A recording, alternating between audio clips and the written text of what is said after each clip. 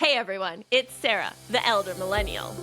And this is Bill, the infant boomer. Welcome to Strengths on Fire, the podcast for strengths enthusiasts who want to have fun while leveling up. Get ready for a mix of powerful insights, unexpected stories, and plenty of laughs along the way. Hey Bill, you want to light these strengths on fire? Sarah, let's light it up!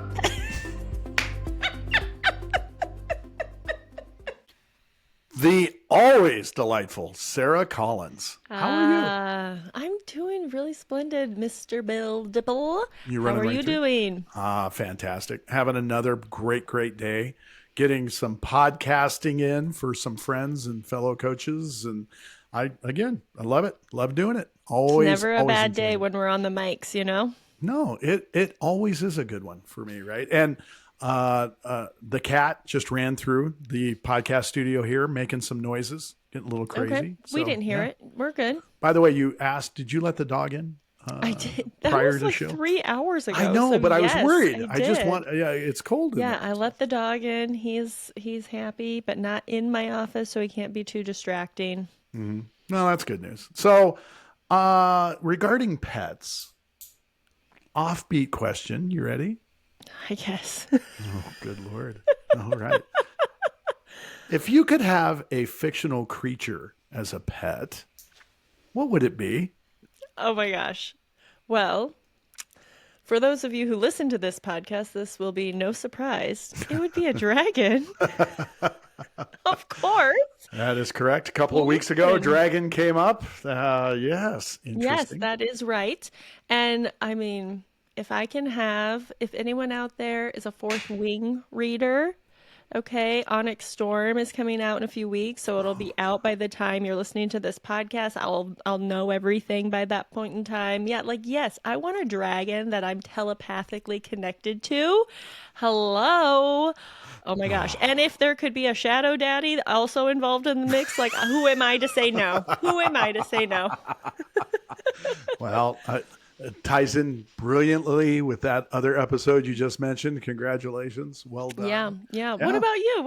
What kind of animal would you have? Well, dragon would be cool. Dragon would be cool. I'm not going to steal yours. I think a dragon would be, until it got, it's like trying to raise a shark. Oh, it's so cool when it's in the aquarium. And then it turns out it's a great white. You're like, what am I going to do now? So yeah, I would tell you, I'm not a big fantasy reader, fantasy guy. I don't watch a lot of fantasy shows.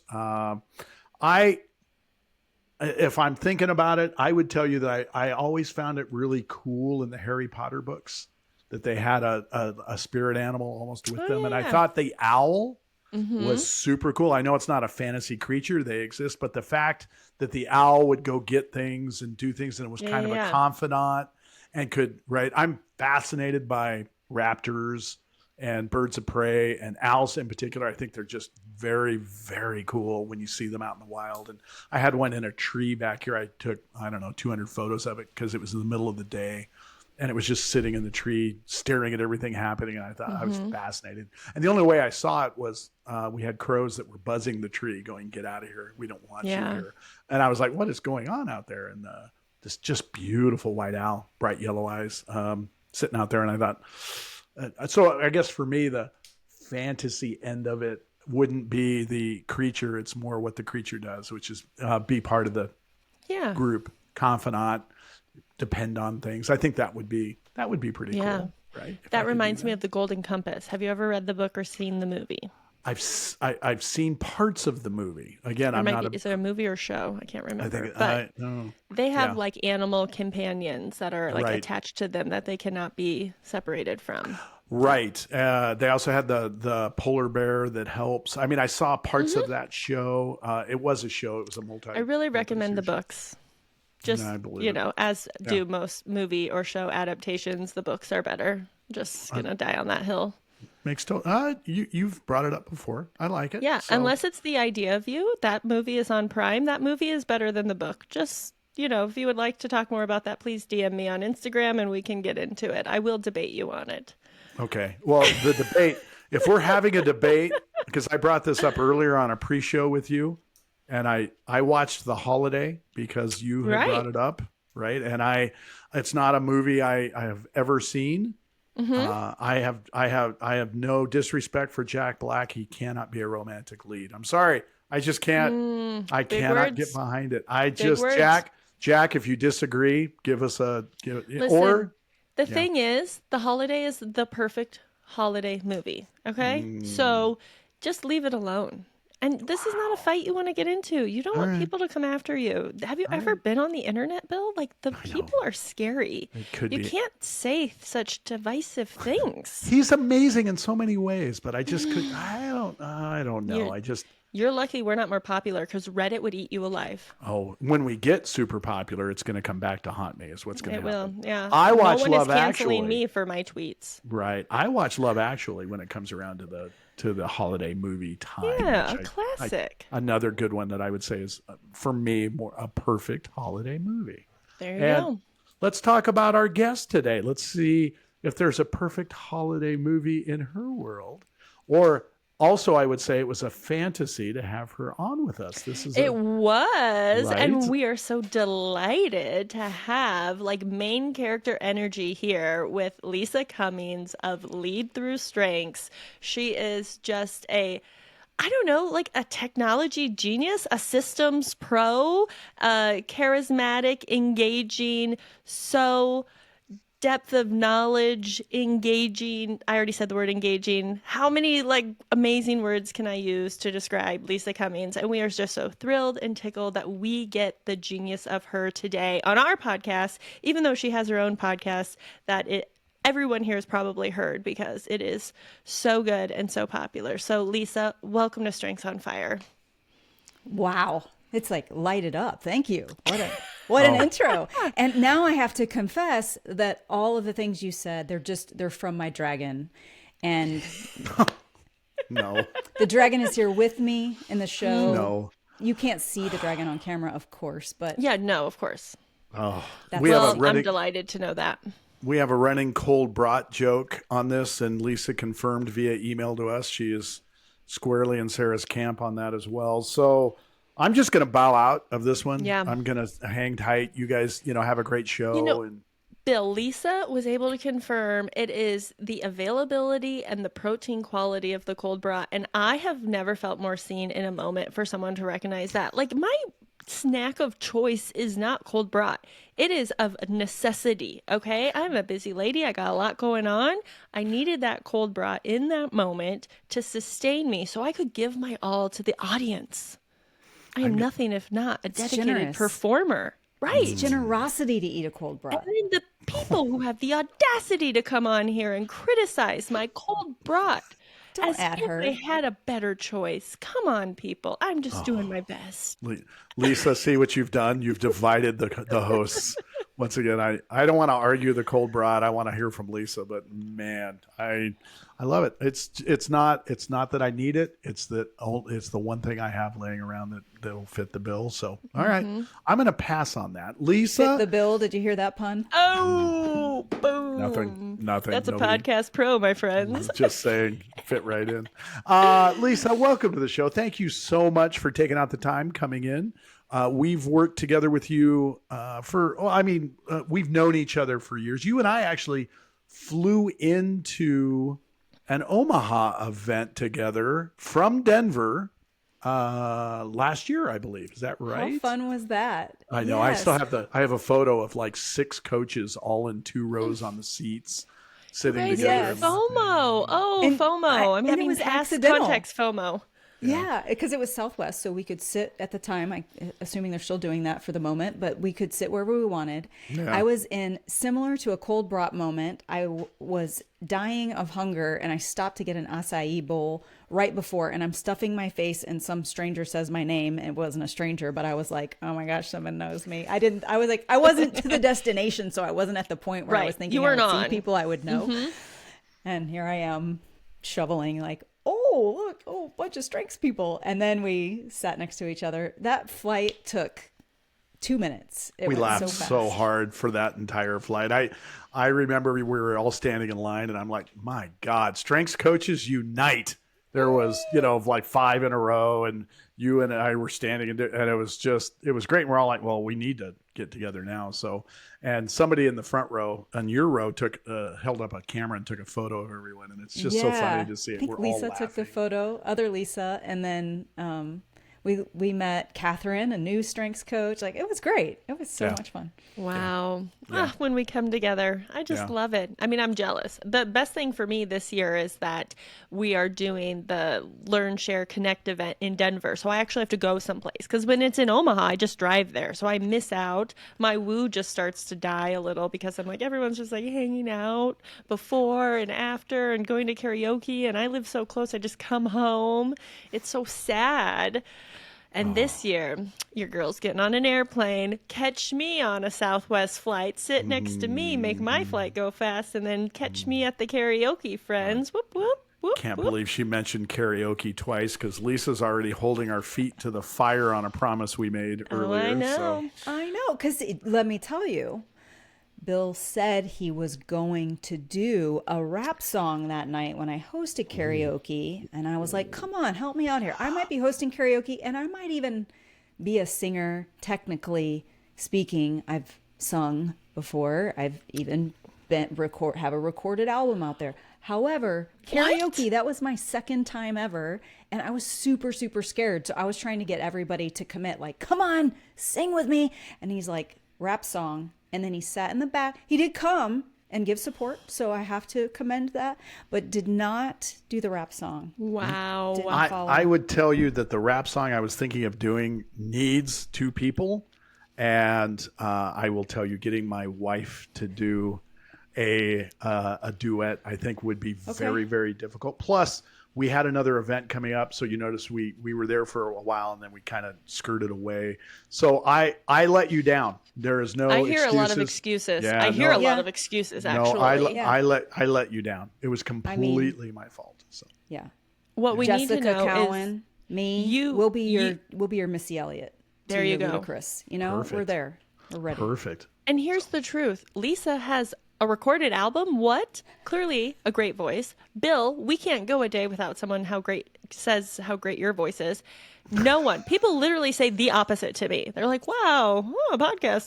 It's interesting. I do not have a good singing voice, but I will get up there. Okay. I will show everyone this terrible voice to embolden people to have fun and to bring the energy. So, Bill, no excuses this year. I've said this before. We get on together for a while before each of these podcasts. Sarah's voice is fantastic. It's really good. And she and I think the reason is she sells it. It's committed. Right? She is all in when she sings, and that makes it actually really alluring. So Yes. I'm gonna, right, Lisa? That's what it takes, right? Yes. At that karaoke event, Leo, he gave it everything. And he said it's because he's Filipino, because that's just how they karaoke. However, that heart and soul wasn't. There were a bunch of people with the heart and soul. Mary. I mean, we could go on. I could list 12 people now, but there was so much heart in that room. I was so I just kept recording and smile. It would hurt. I was like, the smiles were so great because people had so much fun. And it really doesn't matter if you're good or not, but if you own it, it's everything in karaoke. Mm-hmm. Maybe that's why I was scared, because I'm up there. I'm like, I'm nervous. I'm not owning it. I'm not performing. I'm just like, oh, really focused. So that's it. You just have to let go and own it. Thank you for the lesson, Sarah. That's it. Yeah, you're It's the welcome. magic. There we not go. owning it. We haven't even like gotten into your story yet, and we're already getting lessons. And here. we already That's know what more. happens with Lisa. Well, let's get you into your story, Lisa. So we are really curious. Let our fans know, our arsonists, know your top 10, if you would, and back that up with your trajectory. How did you get where you are? What brought you here? What might be the dominant theme, and kind of how you got to where you are? Anything really crazy in your backstory that we need to know along the lines of recording in a studio album? So yeah, hit us. Top 10. How did you get here? Okay. Top 5: strategic, maximizer, positivity, individualization, woo. The rest, I might be out of order. Let's see if I can get them. Learner, focus, activator, communication, significance. Close. You actually left futuristic out. Oh yeah, I love that one. That's That one's okay. important. That's Well, all right. yeah. I can't count. Your I got to activator 9. snuck in there. Big surprise. Your activator was like, Jumped the me? shark. I would like to be in there. What about me? Well, What about activator's me? like, I'm in. Yeah, completely. Get futuristic. Go away. We don't need you right now. We need me right here, right now. Go Activate. now. Activate. Now. So, perfect. And how did you get here? What was that arc like? Arc was 1999, read First Break All the Rules. I was a brand new manager. I wanted to know how to be one. I loved that book. I loved the title. I loved Marcus Buckingham. I loved the book. I did Strengths Finder is what it was called at the time. And I had a learning and development background. And so I just made up my own workshop naturally for my team after I read it, wanted the team to do it. And it absolutely changed everything. I could just suddenly see what I was overlooking in people, how I was wishing they would be like me, but I hadn't realized that before. Finding just all kinds of things to leverage. We all understood each other better. I thought of it like a human instruction manual, decoder ring kind of thing. I thought it was the coolest tool. So I kept on using it in my corporate roles. So that was the start and intro. And then in 2015 or 14, when I was leaving and getting ready for the next thing and starting a business, I kept asking, what am I not going to get sick of? Because I do have a lot of talent themes that like variety and I can get bored easily. And I thought, I'm not going to get sick of strengths because it's how I think and how I am. It just makes so much sense. And it's true. I've never become sick of it. So I started my own practice then. So 10 years in, have been working Congratulations. Congrats. Yeah, 10 years. thank That's you. a mark right there. Yeah, right? Yeah. I should have had an anniversary party. Oh. Still can. Still Well, can. and It's we're a year here. late. I mean, We 11 years as we're celebrating. Well, we keep talking about having a Strengths After Dark podcast with wine and maybe looser chit chat. So I'm thinking that's let's put that together as your anniversary show slash celebration. yeah. I'm feeling Fourth Wing vibes coming on after dark. Oh I no! love it. Oh no! I'm out. No, I read it I'm gonna too. go again. What Oh are you my gonna say? gosh, I What are you love gonna that do? about you. Look at that. Okay, off mic, we're going to talk deeper theories. Okay. Okay. I did pre-buy the book. Oh yeah, me too. I think it's shipping. Like I saw like the order had gone through. Sorry everybody. I'm gonna mute my mic and take a sip and relax. You guys, Fourth Wing. I don't know it. Yeah, I it's am all right. not- It wasn't written for you. Clearly not. It was. So Okay, Lisa. Let's go back Come on back. track. You started your business in 2014. Tell us about the evolution of the business. Like, what did it? I'm assuming it's evolved in the 10 years. What did it Yeah. start as, and where has it gone since? This is here. You're going to catch a little known fact. I bet most people have never heard this little bit about me. Yes.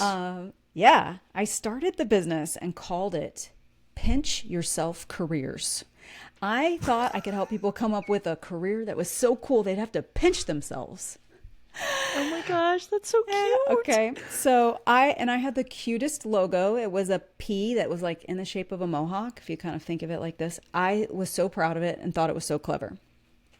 I started a podcast doing all of these career Q&A. And everyone asked me questions nonstop about what to write on their resume. It was kind of like it became a resume writing Q&A thing. And I was like, oh, that's not quite what I wanted this to be. That's not really what I meant. Feel like I could get bored of this. I sure could. And it felt like it felt very B2C, business to consumer, instead of B2B, which is where I thought my strength would be, and my natural network had already developed, and I had intended to have corporate clients. So I just did the pivot. At some point, I changed the name. I did Lead Through Strengths and focused on corporate workshops. So the vast majority of the 10 years has been workshops, usually team building workshops or summits, like when it's the annual sales summit or it's the all hands and we want to roll this out in a big way. And I think for strategic and activator, just the idea of something, make a quick decision, do the thing, be the spark, and then give them tools to be able to run with it on their own. It was really fun for me. Having the ongoing deliverables and consulting vibe wasn't what I wanted. So I made it that. So I did a lot of speaking and training in that capacity for mostly this Fortune 500, like giant company. It was my main set of customers. And then last year, the new twist is last year, kind of on a whim, I delivered a talk to coaches, and I had just been feeling a little bit sad about how often coaches come into our community and then they're like, I don't know how to find a customer. I don't like sales. I don't know what to do. I love the work, but I don't know how to do this as a business. So I delivered this talk and created this membership subscription to support coaches as I'm thinking of my chapter 3, kind of like the end phase of my career. Wouldn't it be sad if all the stuff I created over 10 years, all the decks, all the tools, all the operations, all the knowledge, all the selling and marketing comfort, because I'm really comfortable and solid in sales and marketing, but I find it's something coaches dislike. What if I could just give that to coaches and create a space where that becomes part of their ongoing practice, doing evergreen and nurture marketing so it feels comfortable and bite-sized instead of so onerous and ick factor for people. So that was a surprising twist, and that's kind of like the new exciting part of what I'm doing that's really keeping my spark going. That's super fun. Yeah. It is super fun. I am part of your coaching clan fangirl tribe, right? I get coaching to log in, fan. right? And I will tell you that what you offer coaches and how you put it out is amazing. I use many of the same tools you do. You and I talk about that when we get on together with a group, and your format is brilliant because it allows us to compare Canva or decking or PowerPointing or how and what really works and how do they work. And I have never in my life seen somebody that had so many possible drip campaigns already written in my life, and was like, here, take them. If you want to encourage a drip campaign, and this section is all about strengths. These are strengths based. This section is less so if you want to kind of veer and do some other stuff. This one doesn't even mention strengths, but they can work that.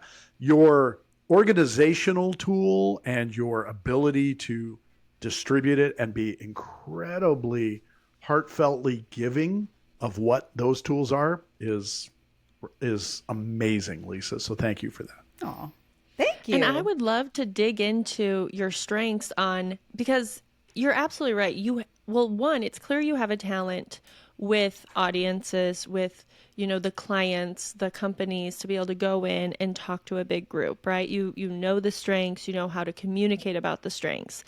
I would say a lot of coaches, that's why we get here, is because we're good at that. But then, it's all of that other stuff, the systems, the process, the procedures, the sales, the marketing. That's what leaves a lot of people in the dust because we're like, oh, that's not my skill set.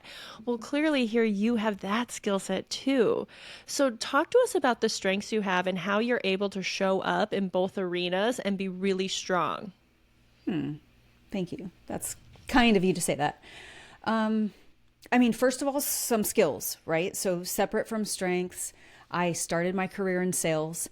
I did the hard stuff. I went out and cold called before we had email as a regular thing in businesses. So I had to walk around to business centers and knock on people's doors. There's nothing tougher than like people running you out or you want to work your woo. It's like, okay, how can I walk in and not get yelled at or shooed away? How can I be approachable and genuine if I have something to share? That was such a challenge to develop woo with that role. And also things like it would test positivity in that role. In outside sales, I would get so worn down if people were like, you're a sucky solicitor, get the hell out of here. I would go, there was a mall kind of close by where I worked, and there was a Franklin Covey store, and I would go in there. I would be listening to inspirational tapes like Jim Rohn and Zig Ziglar and all the people on tapes. It was tape era. Later it turned into CD era. Always in the car, always getting rid of the stinking thinking, all the things that they would help me with, just fortitude emotionally. And then I would go to the Franklin Covey store and kind of reload like a Mario character, kind of like getting my energy back, shaking off the negative. So that, I felt like that experience was so important because it made me learn so much about sales. Everything from the smarmy techniques, like here's the commando technique. Like I went to so much sales training and I learned all this stuff that was just dumb. And I learned the things that would work. And how being genuine and focusing on fit and being of service could actually be the same thing as selling. And if you didn't sell, that just meant you're not a good fit, and that's fine. You just go to the next person. So that was the sales part to get started. And then even though most of my career was learning and development, it was always attached with something marketing related. I might have been attached to a corporate department so that I'm training marketers on a brand relaunch, or when I was a VP in corporate, I owned learning products, and my big project responsibility was sales enablement, so that I was in charge of making sure they knew how to sell a learning product, could talk about it, had the selling tools. So I was always either in marketing and sales or attached to them. So all of this just felt natural for me. And they just feel like tools and just part of, like when I was doing my MBA many years ago, you learn about sales and marketing from an academic kind of perspective. Like we're going to learn about 4 Ps or 5 Ps. You're going to learn about the awareness, desire, interest, action. You're going to learn about funnels that kind of old way. And then today you just layer on new technology that can support it. And then I'd add my creativity to that to say, hey, what can we, with Maximizer, what can we automate? What can we do once so that we can touch it one time and cover 20,000 people, and automatically it's doing the work for you? Those are the kind of ways then I layered my strengths on top of what already kind of felt like the academic knowledge and skill part. Wow. It's so fascinating to hear, and I love how you're pulling in those previous experiences, the good and the hard, right? And thinking about that to think about how you get to do this business today. Because talk to us about when you transition from a corporate role to being an entrepreneur. Was it seamless and easy? Was there like some rough patches? Like how did that go for you? The roughest patch, you want to talk about our dumpster fire concept that you have? Get in there. Yeah. Dumpster fire segment right now. Dumpster fire segment. Cue, go. Yeah, let's hear it. Yes. I was in this role. I did not leave for this. Okay, no, wait. This was the first time I tried. I went out on my own once before. And I was like an admirer. So my husband had gone out on his own, and I had never had the thought. I didn't grow up in an entrepreneurial family. Just, go, like you, Sarah, it was like Midwestern vibes. You go, you work hard is the virtue. That's it. So I didn't grow up thinking about entrepreneurship. And I was in this role, and I was having heart palpitations on Sunday nights. And there was this moment, I'm on the couch with my husband, and I did some sort of like a catch breath sort of thing. And he's like, "Ooh, what was that?" And I'm like, "Sunday night heart palpitations." And totally normal. And he's like, "Have you not noticed these before?" Yeah. No. Love it. But he's like, "It's not okay. It's not good. What is the deal?" He's like, "If this is what is happening to you, you've got to quit. You can't do that job. Like, just leave." Yeah, it's literally killing you. Yes. And meanwhile, I'm like, "No, you can't just, what do you mean? Like tomorrow? You can't just go quit. You need a plan." Like if it were me, I'm super planner.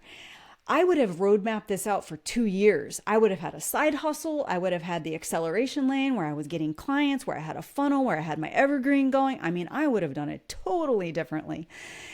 And we stayed up all night that night. Not all night. It was one of those like 2 a.m. doing this exercise, which was kind of like, all right, what is the worst that could happen? What if I made zero revenue for a year? What if this? What if I lost all of this? What if we had just bought our 30 acres and our, like, all the dreams had just come into fruition? I'm like, I'm going to make us lose our house if I do that. There's no way. And then we went through all of that. Like, what if we did? Then what? And then came to worst case scenario, we would go live in a state park as camp hosts in the RV, and it would be lovely and beautiful and in nature, and it would be totally fine. And then I was okay to go in and resign the next day and then put in the notice. And so, Wow. but I was so chicken because it is absolutely not the way I would draw it up. Well, yeah, strategic, futuristic learner over here. It makes sense that you would want the plan. Focus, Oh yeah. such a planner. Yeah. Plan it, get it moving. Can we focus in on another little component here that I love in yours? Because we don't talk about it a lot. And I think as strengths coaches, we don't always hit on this because we don't see it as frequently as we see some others. Your significance, which is number 10 for you. I hear it popping up and how you were aimed at. We bought the 30 acres. We hit the dream. Significantly, we did what we needed. We need to keep. And significant supercharging maximizer a bit there and stepping into that. And then going through an entire exercise on, well, hold on. We can, from a significance point of view, life will still be absolutely fantastic when we move on. Do you find significance plays that way for you, or am I reading that? Yeah, I think that's a really good read. And you two could probably tell me as much about my significance as I could. It is, I always think of Tyann Osborne as the significance gal who can explain it with her description. Like, I want to be awesome and I want you to be awesome. I love that simplistic way that she describes it. And I do confuse it often because I can't tell the difference between strategic or significance and maximizer. Which one has high standards and is driving the high standard? Like, I want it to be great. Significance for sure. I could see it in, I want my life to be for something. It would be a real waste of any human potential to just like come here, show up for 9 to 5, not feel like I ripple affected anything in the world and then die. Right. I mean, that I want something to feel like, like there's an effect that is lasting and that's solid. And I want to feel proud of how that, like, I didn't fritter away my potential. So I think would represent it. I think I hear your significance come out when you're telling your story and you're talking about you've created all of these great drip campaigns and all of these things. And then you get to this like third part of it and you're like, okay, is it all just going to disappear? No, I don't want that. I want to help these coaches. I see coaches out there struggling and I am good at that. Why don't I create something for them so this can all live on and they can take this thing that I love so much and they can continue to grow their businesses. And then when I'm done with my career here, they are running with it. To me, that is so much significance influencing that thought process of like leaving that legacy behind and giving. Because I think there's a lot of people out there who would do what you do and they would do it from a good place, but they wouldn't want to share it. At the end of the day, they'd be like, this worked for me. It was great. I cracked the code. Honestly, everyone else can figure it out on their own. But I feel like it's your significance that says, I got to give this out. I got to share it. It's got to live beyond me. That's a great insight. Yeah, I think that represents significance well. And it would be a waste, wouldn't it? I mean, I wrote emails so slowly. That's the thing, too. It feels so onerous when you're in it and you're like, oh, I create a marketing engine. It seems like so much. And there were times over the 8 years that I was doing the podcast, I would do only one per month. And in that one per month, I would write a blog post from it and I would write I would do the email, right? One email. Sometimes it was only one a month, but it added up to be 2 years worth of all of those different sequences that Bill is talking about, or well, more probably in total. It's probably getting close to 3, but they're all there. And like, why have somebody labor through that for 5 or 7 or 8 years, or do the thing where they're like, I can't start the business because I need to write these for 2 months before I can ever consider starting. Why not just have them right there in front of you? That would be so nice. Yeah. Yeah. Focusing in on another one of yours and something I keep hearing, because I am part of your tribe that logs in and works with you, knowing that significance. And Sarah, it's so brilliant on how you pointed out where that goes, how that might drive you to really make us better. The flip side of that for me is how often I will contact you and say, hey, I really need this. That one thing you did, I can't get to it, or something like that. And you're like, hold on, get on the phone with me. Call me privately. That to me is your individualization on fire. You, on top of the significance and the fueling of where you go, you give everyone so much breadth and time and so much effort that you put forth that again, the three of us on this call and many of our listeners have individualization high, but seeing it from someone else just fuels us, right? I know it fuels me. And when we connect in that way, I feel seen, heard, cherished, right? Oh, I needed this. And Lisa's like, absolutely, let's do this. And I'm like, can I ask? Right? And I get scared. So I love to see that in you when you're providing that. That one has to be my favorite. I think individualization is my favorite one because it's so cool to connect with a person that way. So yeah, I love it. I love receiving individualization. I love giving individualization. Totally. I'm sort of having a little epiphany moment right now that I'm going to just share out loud because communication activator. This Sarah's soapbox moment provided by. Oh, okay. I love looking at different theme dynamics, right? How they work together. And on this podcast, we get a lot of woos and we get a lot of individualization. And you know how woo can get a bad rap of being a little inauthentic or a little bit too, car salesy. I feel like when we see, of course, woo can do that, although I see it actually less than people assume it's happening. But I also think that if you couple woo and individualization together, you get this really genuine person. Right? We all have this. And I feel like, yes, I have woo and I love to be in those situations, but I also want to get the person.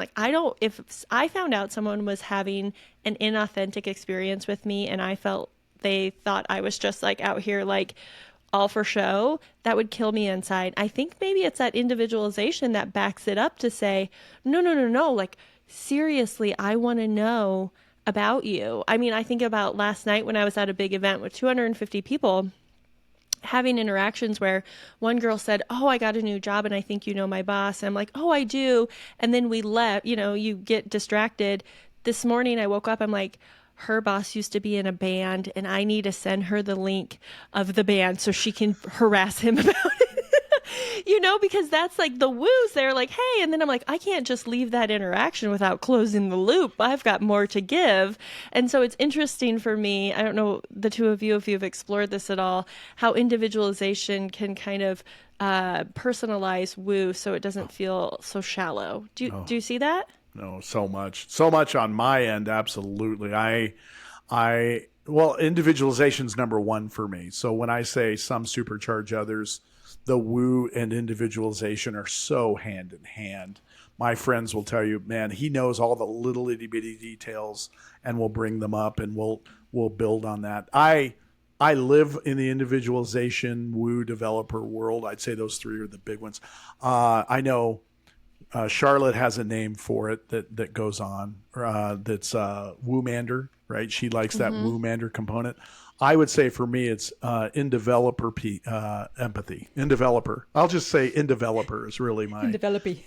in developer the. So and yes, I think they do. They fuel it, and they absolutely align in that way. Where I'm fortunate in that if I was too woo too much, I might overwash, and I do sometimes. I'm still overwash some things, but individualization will slow me down because I do need to customize it. That's how I notice that playing out for me.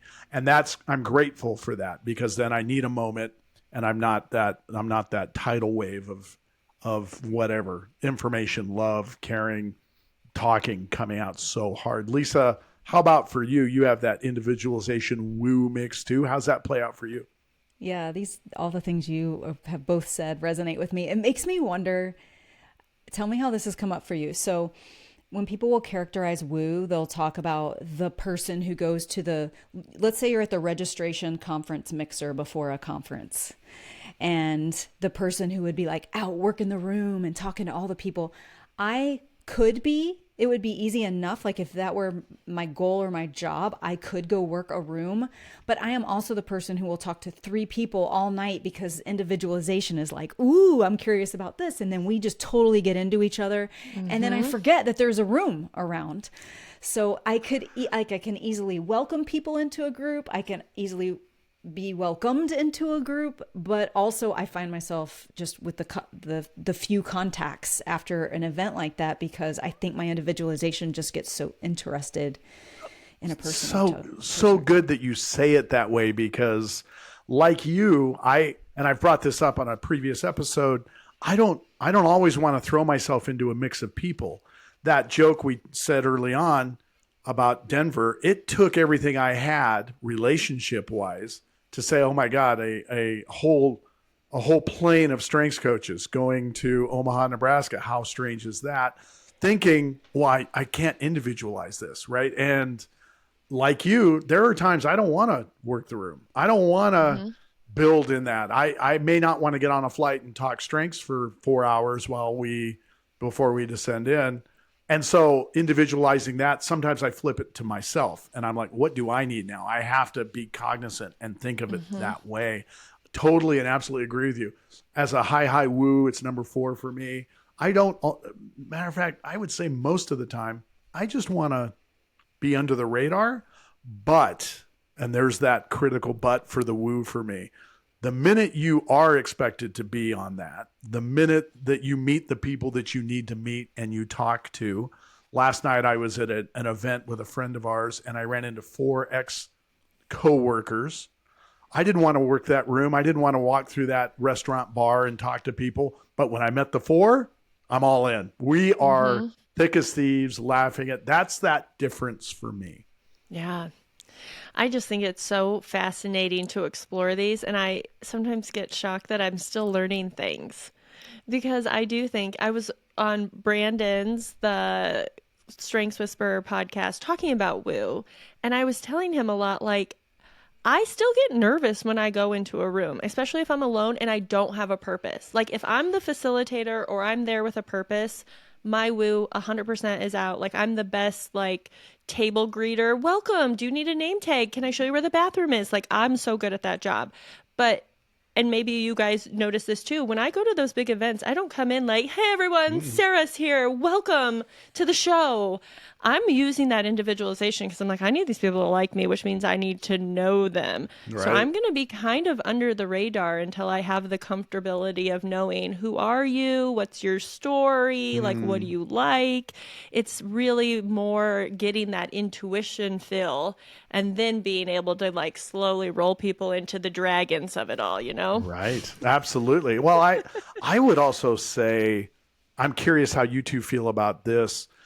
Part of the reason I think I was attracted to approaching you about doing this podcast, Sarah, and Lisa from the Plains side, if you were to walk into that room or a room where we're socializing and you did that, Sarah is here, Lisa is here to solve, my woo actually spots it and goes, I want nothing to do with you. right? I do not want to deal with that, right? And it's not that my woo is, oh, I can't compare. It's just I recognize what it is, and I'm like, whereas with the two of you on this call and the vast majority of coaches and friends that I have, it's been more, I will come in, as you mentioned, Sarah, I don't walk in, I want to take my spot. I want to see where it goes. But then the drips of brilliance come out. Lisa, in particular, when you're on the call and we're all together and you're asking us to chip in more information and talk about what we do, and then you're summating it correctly, and we're all talking about where it went and how it got there, and you're making it relative to what you're showing us. Those drip moments of brilliance wrapped in some woo that make everyone feel warm.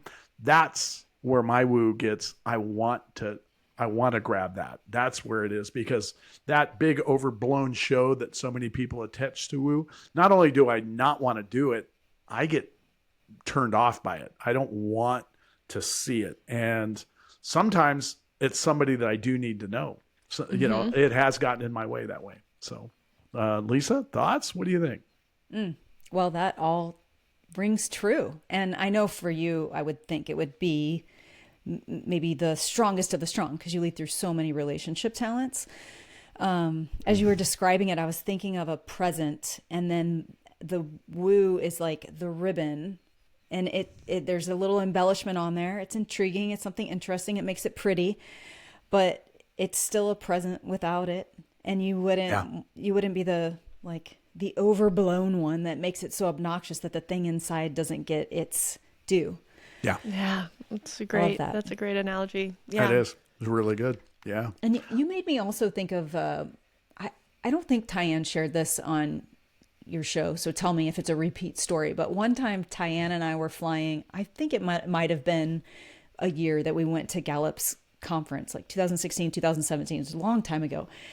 And we sat on a plane next to a guy with these really colorful pants. Like you can imagine golf pants. Yeah. But they have a print on it. Let's just pick anything. Dragons. And it's got dragons that are this big covering Dragons the and pants. cold brats. Sure. Yeah. Let's go. Sure. Yes. Okay. I love those pants. I can't remember what's on the pants. We're going to make the pants what we want them to be. Sure. So we sit down, and this guy's in our row, and instantly, very first thing out of our mouth, tell me about those pants. And he was 100%, he had to be leading through woo. And Tyann and I very quickly were like, yeah, he's got on woo pants. And what was beautiful about the way he did it is he sat there quietly. He didn't try to insert himself in our conversation, because clearly we were over there giggling and being friends. And he knew we already knew each other. Yeah. And there was nothing false about it. There was nothing pushy about it. He's just sitting over there minding his own business, but his pants were begging us to invite him into the conversation. Interaction pants. They were. It's like, that is so we find out through the conversation he's in sales. And it is a technique for him. He's like, I don't like breaking in. I don't like that feeling of that feels graspy and desperate. That is like, hey, let me into the conversation. But he loves to be let into the conversation. Yes.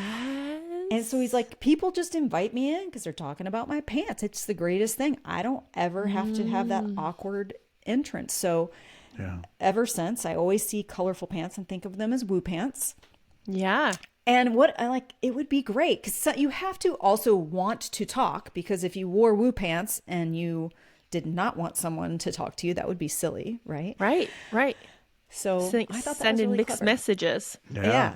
There's an entire company in the golf world. Sarah will now laugh because she knows I play golf multiple times a week. As a matter of fact, I had a tee time 15 minutes ago, but that's all right. I'd much rather do this. I'll join them for the back nine. It's okay. We're fine. I don't feel bad for you. A whole company designed around that. It's called Loudmouth Golf. And so the name should I guess, give you the idea. And every pattern and print they make is designed to get some sort of comment. And they are super loud, super wild, super crazy. I think I own one or two of them that I've worn as a joke to certain events.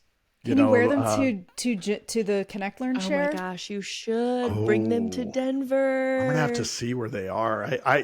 They are so abusive. I don't even know where. I'm gonna have to look them up. I probably can. I'll see what I can get. I think I chose a pair that were not as egregious, but still pretty bad. You could wear them to karaoke if nothing else. The karaoke night will be the night if I Karaoke have woo them. pants. Hello. Yeah. Yes, the loudmouth. Our karaoke night is going to be so predestined. It's so like everything's set. I am ready. So it's going to be wrapped up in a woo package that is beautiful, but not too outlandish. So when you open it up, you're like, wow, I do have friends in low places. Well, what Sarah doesn't know is I'm going to record it and use it as the cold lead on that episode. So, Sarah, come on out. Come on. Oh, God, I hate everything about it. But you give me literally just one glass of wine, and I'll be like, I feel like I'm a woo pants kind of gal tonight. So good. The social media for this episode, it's going to be Bill like in his loudmouth pants. Hey, everybody. Yeah,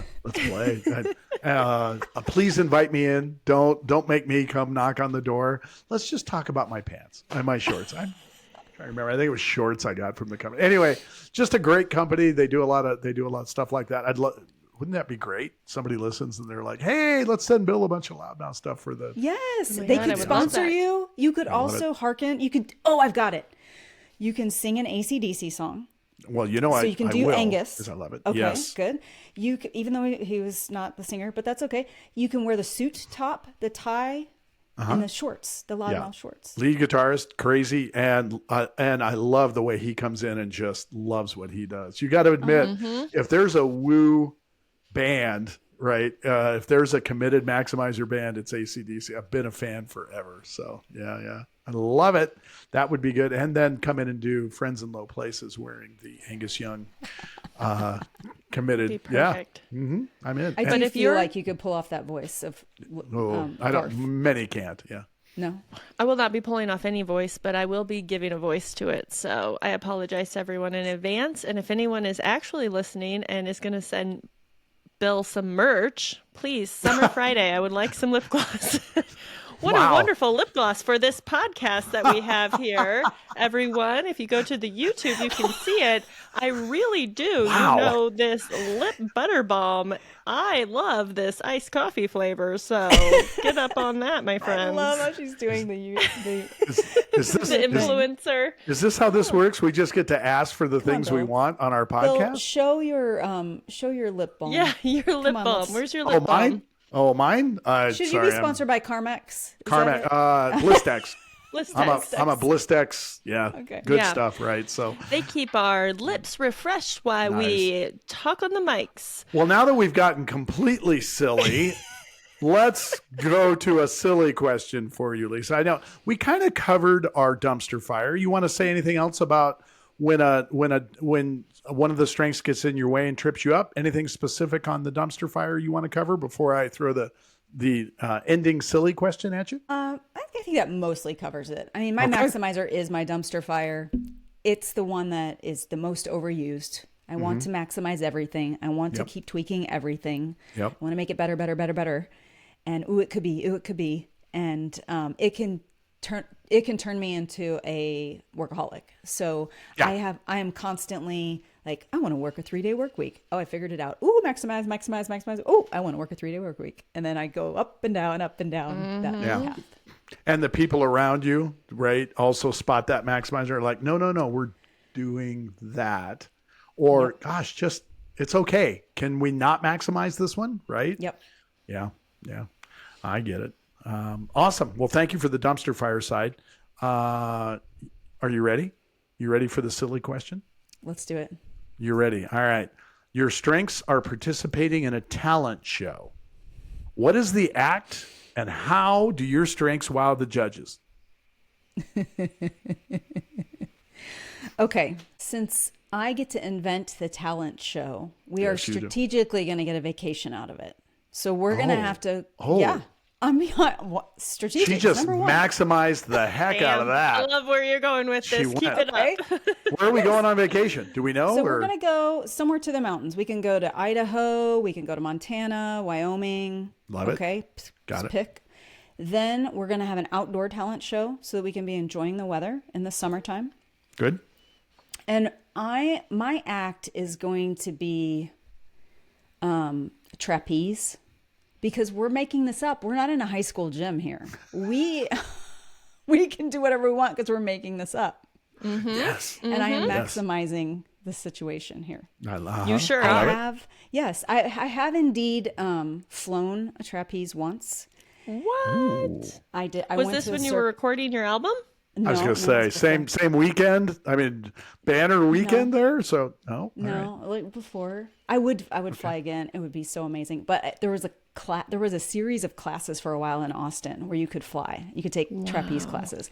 And I had gone to a Cirque du Soleil show in Vegas, and I was like, that's the career I missed out on. Whoa. But then I was old by the time I had done this, so it wouldn't be time for me to decide.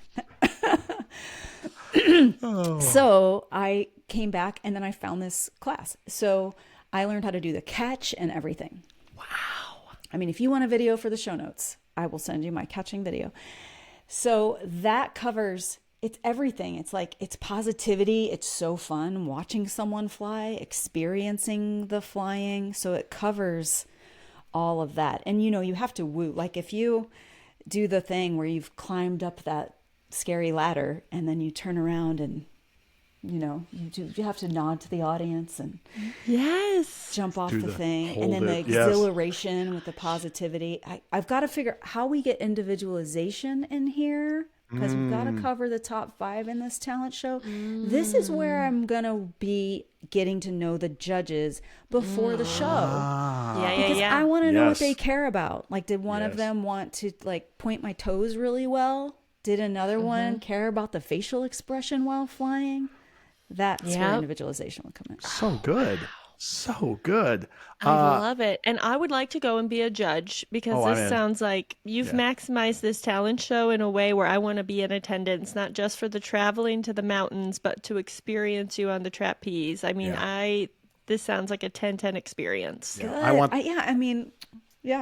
First thought when you ask that question, I'm like, what stupid human tricks do I have? Well, I can fold my toes over and walk on my feet with my toes folded. That's very strange. Denver, we're doing it. Yep, I got to see it. It's not now I'm like, I need to try this. Can I do that? I don't think I can do that. Put the whole weight of my body on them. It's bizarre. It's probably How did you learn how to tendons. do that? It just has always felt good to me. So stupid human trick talent show, but is that really going to win a talent show? No, it just makes people cringe with a bad face. And then the next thing that popped in my mind was the trapeze. So wow, your story about going to Cirque du Soleil and thinking I missed out on this flashed me back to I was born and raised in Reno, but I moved to Los Angeles. And one of the bad side notes of living in LA is that all of your family and friends will come and say, "Can you take us to Disneyland?" So I got to go to Disneyland, dozens of times and by that I was like, I'm just done with this. But I was there for the electric light parade at night, and I think Beauty and the Beast had come out, and they had they have everyone going by, and the Beast was in this rolling cart cage thing, and whoever was playing it was having the time of their life, running back and forth, high-fiving kids, waving at everybody, super exaggerated. And I turned to my friends that time and I said, that's my career. Yeah. That is exactly what I would love to. I want to be that in a year. And I reached out to Disney and they never got back to me. So no, you really reached out to them, or you I was lying? dead serious. I thought that is my job. I want to do that. And they never, who knows? I probably went to the wrong place anyway, but I was so mesmerized by whoever was doing it that I thought I want that. And what about a school mascot, Bill? I think you still have hope. Interesting. Yeah, you're not wrong, Lisa. I could see it. I'm totally, I'll investigate. I'm sure I'm all about it. So, no, actually, you know what? No, I'm out. No, if it's not going to be the one I want, if it's not Disney, you don't want it. If it's not the electric light parade, I don't even know if they do it anymore. And so I think my career is gone as the Beast. So. It's not a pinch me career. No. Wow. Call back. Full circle. The pinch me career has come back in. I do not pinch myself over that career. Really well done. So, well, with that, Lisa, thank you so much for coming today. Thank you for coming and explaining what you do and how you're doing it. Again, I want to echo, you mean so much to everybody that is part of your crew, and that we come and get so much both knowledge, and so much of what you've done in the past helps us now. So thank you for that. Yeah. And Thank where you can right people back. find you? Tell us all the places you want to connect with people. If they're like, what is this group they keep talking of? I want Lisa's genius to help me grow my business, or I want to hire Lisa. Like, how do the people do that? Okay, come to leadthroughstrengths.com after you pass the spelling challenge. Then There's a one-off spelling coaching. challenge wall. There is. Through and strength. It's a thing. So get coached. There's a link if you want one-on-one coaching. I even do one-off coaching. If you are a member, like Bill is talking about, you actually get, it's so discounted, it's almost half off. So that's kind of cool. Whoa. Member benefits. So that membership is called Tools for Coaches. There's a link right on the site for Tools for Coaches. And yeah, we'd love to have you in there. And the members make it. So it's an incredible group of people. And outside of that, LinkedIn is probably the place you would find me the most. LinkedIn/n/Lisa Cummings. Right. Great. And if any of you didn't get to jot that down fast enough, go to the website for our podcast. We will have all the links posted on that, as well as ways to get a hold of Lisa. So Yes, and Lisa has Lead Through Strengths has a podcast, and you guys are currently releasing with you yeah. and Brea. Brea was a guest of ours previously too. So those are excellent. I love listening to your episodes. So if you love listening about strengths in podcast form, definitely run over there. Lisa's got tons of content, as she mentioned before. She's been doing it for a long time. So it's definitely worth the listen. Thank you. Thank you both. Perfect. So fun hanging out with you. Well, thank you so much. So we'll cut you loose on your day, Lisa. Thanks again for coming. We will talk to our arsonists on the next episode. Lisa, are you an arsonist? Are we running with it? Have we converted you? You know, of course, I am. I knew about the brats and everything. I know it was perfect. So another brilliant episode. We will talk to our arsonists on the next one. Thanks for listening. Talk soon. Bye. Thank you for joining us on Strengths on Fire. If today's conversation sparked something in you, be sure to subscribe, share, and leave a review. We're here bringing you fresh insights to fuel your growth and ignite your potential. Remember, your strengths are powerful, so let's keep the fire burning. And if you're looking to transform your organization through strengths-based strategies and coaching, reach out to Sarah Collins, founder of Collins Collective, or Bill Dipple, founder of Bill Dipple Strengths Coaching. Connect with Sarah at wearecollinsco.com. Follow her on Instagram at SarahCoachCollins, or email her at sarah@wearecollinsco.com. SARAH. You can reach Bill at BillDipple.com, Bill, DIPPEL.com, or on Instagram at BillDippleCoach, or email him at bill@BillDipple.com. Please note the opinions, views, and interpretations of Clifton Strengths expressed in this podcast are solely those of the hosts and the guests. They have not been approved, sanctioned, or endorsed by Gallup in any way. Until next time, keep your strengths on fire and let's light up what's possible together. Bye, Bill. Bye, Sarah.